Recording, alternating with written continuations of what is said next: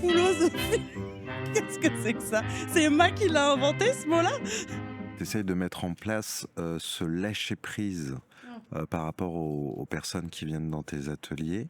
C'est très important pour toi qu'ils retrouvent un peu cette part qu'ils ont de l'enfant intérieur. Pourquoi? Quand on arrive à l'âge adulte et qu'on se dit tiens, je reprendrais bien une activité créative quelle qu'elle soit, on a une espèce de chape de béton qu'on se prend en pleine gueule parce que toute l'éducation, l'école ou autre nous a dit que voilà, c'était pas sérieux, qu'il y avait autre chose à faire, que c'était une perte de temps, que ça devait rester anecdotique dans nos vies, quoi.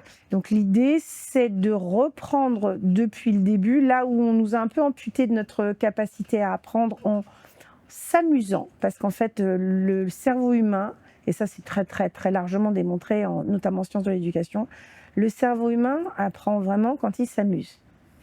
Donc, à quel endroit on a été amputé de notre capacité à apprendre à dessiner, ou à danser, ou à chanter, ou à faire de la musique en s'amusant.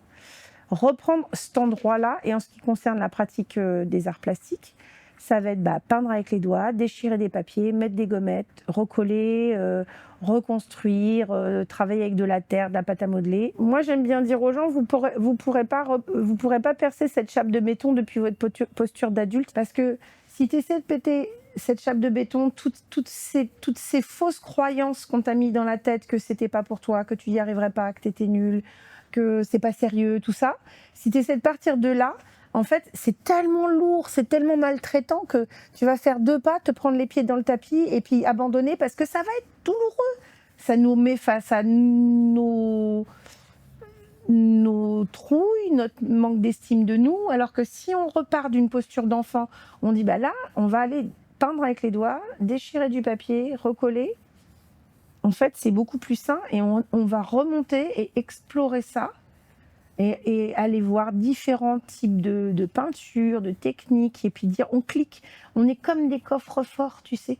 Donc il faut repartir de la base et puis écoutez bien là où ça clique sur le pastel sec, d'accord, on tourne, ça clique sur peindre plutôt le matin, tu vois. Et hop, on s'élucide. Et ça marche que si tu pars de là où on t'a amputé de ta capacité à apprendre en t'amusant.